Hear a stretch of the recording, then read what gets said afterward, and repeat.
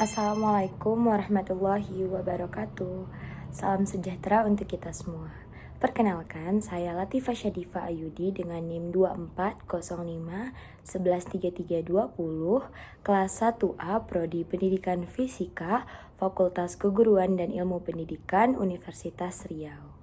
Jadi, di video kali ini saya akan membahas tentang mekanisme evolusi. Nah, teman-teman simak ya. Langsung saja kita masuk ke materinya. Nah, kita masuk ke mekanisme evolusi. Sebelum masuk ke mekanisme evolusi, kita harus tahu apa itu mekanisme evolusi.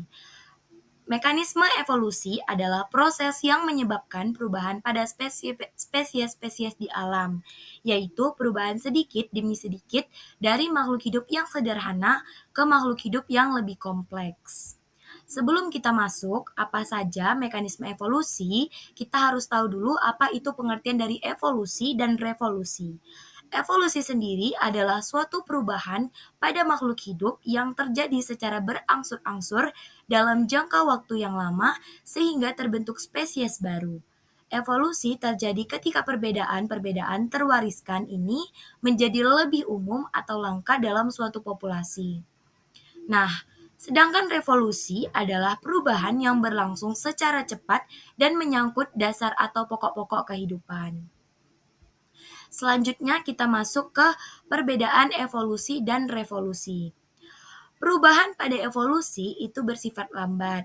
Pada evolusi itu perubahannya kecil. Pada evolusi perubahan tidak perlu sejalan dengan sejarah.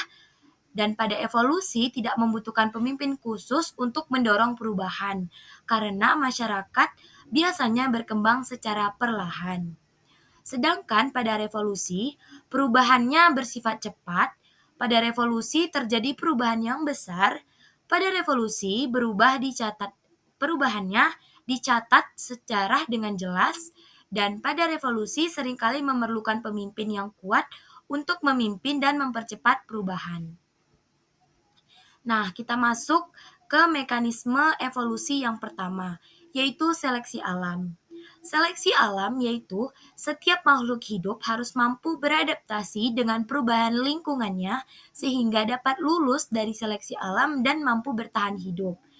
Nah, ada 3 syarat yang wajib dipenuhi untuk dapat terjadi seleksi alam ini, yaitu yang pertama, ada variasi yang diwariskan pada organisme dalam populasi tersebut. Yang kedua, organisme menghasilkan lebih banyak anak, namun sedikit sekali yang dapat bertahan hidup. Yang ketiga, anak-anak atau keturunan ini bervariasi, bertahan hidup, dan bereproduksinya. Kondisi ini menghasilkan kompetisi antar organisme untuk tetap bertahan hidup dan bertahan bereproduksi. Contoh dari seleksi alam ini yaitu pada ngengat atau Biston betularia.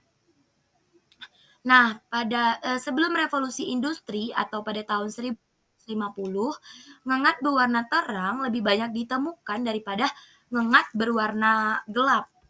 Nah, setelah revolusi industri, ngengat berwarna gelap lebih banyak ditemukan. Itu karena revolusi industri terjadi polusi udara. Lalu timbullah asap hitam karena pembakaran yang membuat batang-batang pohon itu menjadi menghitam. Nah, ngengat ini sendiri biasanya hinggap di batang-batang pohon. Nah, karena pembakaran tadi menyebabkan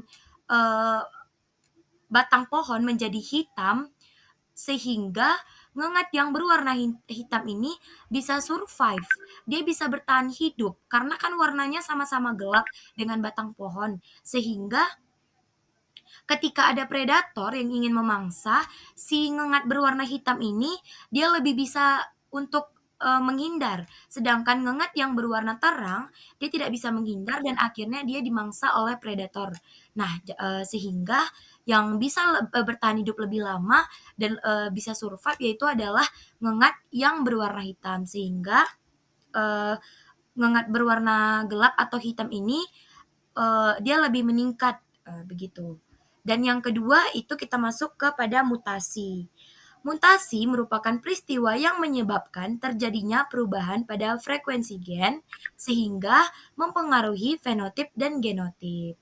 Mutasi ini dapat menguntungkan bila menghasilkan sifat baru yang lebih unggul, menghasilkan spesies baru yang dapat beradaptasi, dan yang ketiga memiliki kemampuan bereproduksi dengan bibit unggul.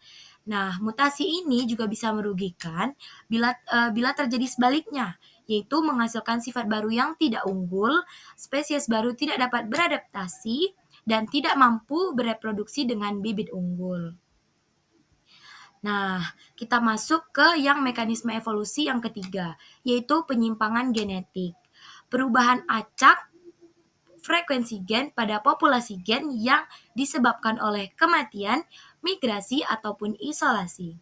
Ini bisa terjadi disebabkan dua faktor, yaitu yang pertama ada the bottleneck effect, merupakan bencana alam seperti gempa bumi, gunung meletus, sehingga populasi yang tinggal semakin sedikit.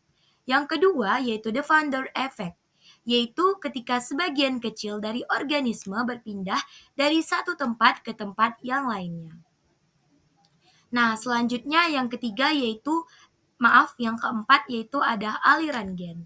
Nah, aliran gen terjadi ketika migrasi dan kawin pada individu di antara populasi-populasi.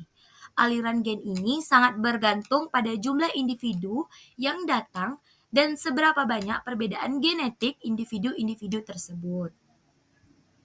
Selanjutnya kita masuk yang kelima, yaitu rekombinasi seksual. Adanya kemampuan reproduksi secara aseksual pada setiap individu akan menghasilkan keturunan yang dapat berbeda dengan induknya. Hal ini dipengaruhi oleh penggabungan kromosom yang terjadi secara acak antara dua sel gamet pada tahap meiosis, sehingga memberi peluang dihasilkannya keturunan yang viabilitasnya tinggi dan berpengaruh terhadap evolusi populasi. Bisa dilihat pada gambar, ini ada P1-nya itu Z, Z besar, B besar, W besar diselangkan dengan Z besar, B kecil, Z besar, B kecil. Nah, gametnya yaitu Z besar, B besar, W besar, dan Z besar, B kecil. Nah, F1-nya yaitu dia menghasilkan Z besar, B kecil, W besar, dan Z besar, B besar, Z besar, B kecil. Nah, itulah tadi materi yang dapat saya sampaikan tentang mekanisme evolusi pada video kali ini. Saya Latifah Syedifa Ayudi mohon pamit undur diri dan mohon maaf apabila ada kesalahan kata. Saya akhiri dengan wabillahi taufiq wal hidayah. Wassalamualaikum warahmatullahi wabarakatuh.